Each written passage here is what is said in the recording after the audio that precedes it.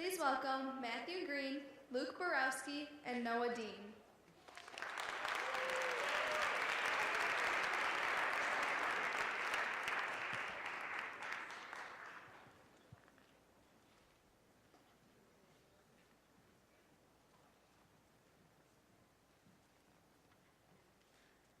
Differences. A strong word with an equally strong meaning. I would like you to think about that for a second. Why do we use the word differences? The word separates some things from others. Big question is, are differences necessary? I'm going to start with a story. Once there was a big happy island in the middle of a sea of nothing. It lived on in happiness, prospering in its togetherness.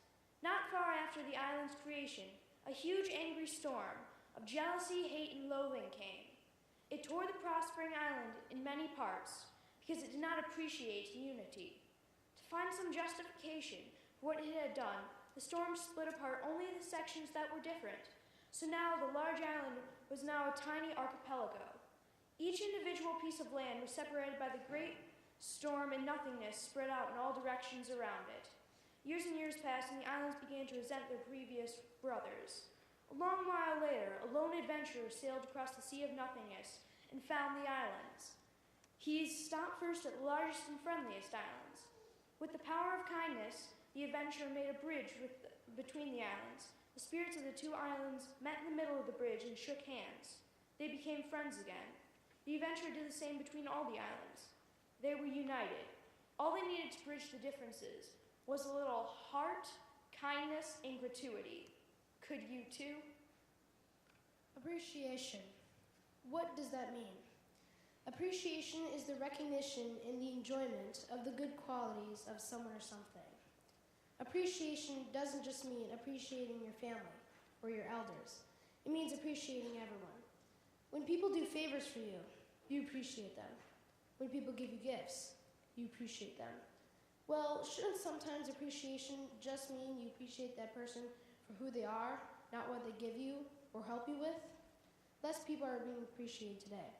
People are stressed out with their jobs, their money, their children, and so many other issues. Though technology has helped us out in many ways, it has prevented us from appreciating others. Even if you have gratitude in your heart, can you take it one step further? Tell them, show them, do something kind for them?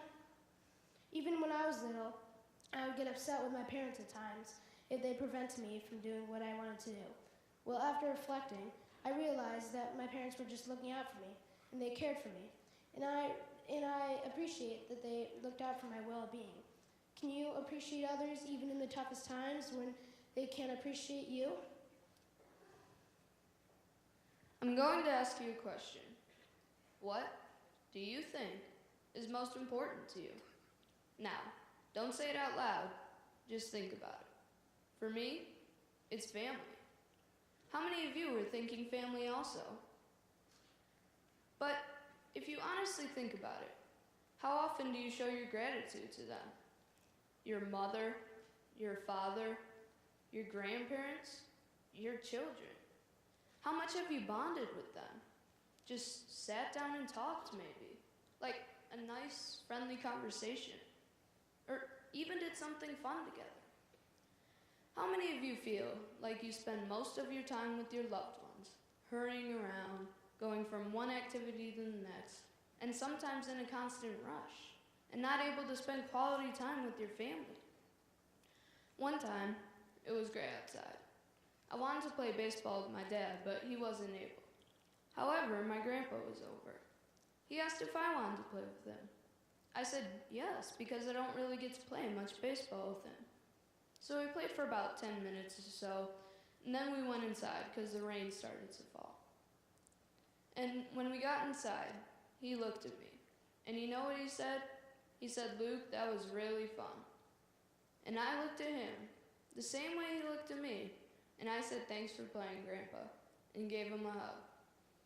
I never forgot that day, and I hope I never forget. That night, when I was getting into bed, I realized that I truly appreciate my grandpa, and that he won't be around forever. It dawned on me how you need to take the time and be grateful for your loved ones. I wanted to show my family that I truly appreciate each and every one of them. And that's how I want it to be like in the future. People realizing that they need to appreciate their family, to lend a helping hand to their family, to make quality time for their family.